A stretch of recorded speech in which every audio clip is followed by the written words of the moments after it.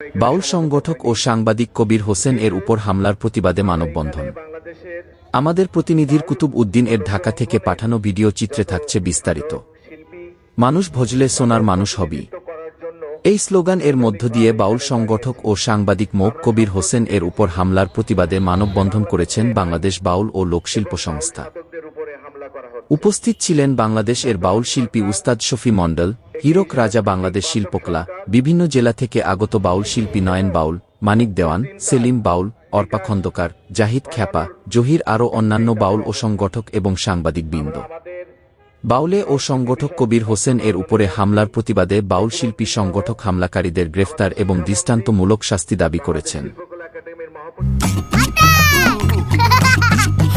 Wow, সুগন্ধ তো ভালো।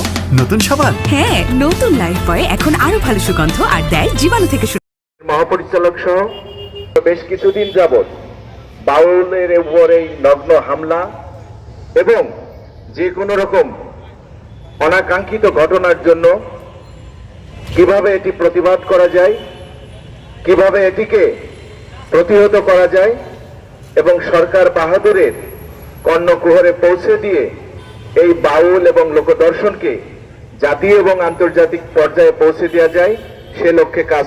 সম্প্রতি আপনারা দেখেছেন বর্তমান ধামে প্রতিষ্ঠাতা এবং প্রথম আলোর জ্যেষ্ঠ ফটো সাংবাদিক বাউল সংগঠক কবির হোসেনের উপরে নগ্ন হামলা হয়েছে। বাংলাদেশ বাউল ও লোকশিল্পী সংস্থার পক্ষ থেকে আমরা তীব্র নিন্দা জানাচ্ছি। আমাদের মাঝ মিডিয়া সবাইকে আমার বাউলামি অভিনন্দন। আজকের এই মানববন্ধনটা প্রকৃত কবির হোসেনের তোর যে বর্বরচিত হামলা হয়েছে, অনেকে বলে। আসসালামু আলাইকুম, জয় গুরু সবাইকে। আসলে বলার কিছু নেই, এখানে অনেকেই অনেক রকমের কথা বলে গেছেন। আসলে একজন গ্রাম বাংলার বা একজন ন্যাচারাল বাউলের বেশি একটা চাহিদা না। তো সেই ক্ষেত্রে আমি বলবো আসলে যারা এই সমস্ত কাজের সাথে লিপ্ত আছেন তাদের সাথে আমাদের কোনো বিরোধ নাই, তাদের সাথে আমাদের কোনো শত্রুতা নাই, বা পূর্ব স্বীকৃতিতেও তাদের সাথে আমাদের কোনো এরকম কিছু ছিল না।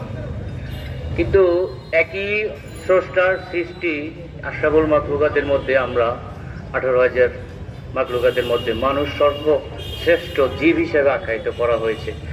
তাহলে আমি সর্বশ্রেষ্ঠ জীবের আমি মানটা রাখলাম কোথায়? আমরা এদেশের শিল্পের যার নাম এখন আপনারা বলতে পারবেন না, কিন্তু আপনারা ঠিকই বলতে পারবেন কাঙ্গাল হরিনাথের কথা, আমাদের লালন ফকিরের কথা।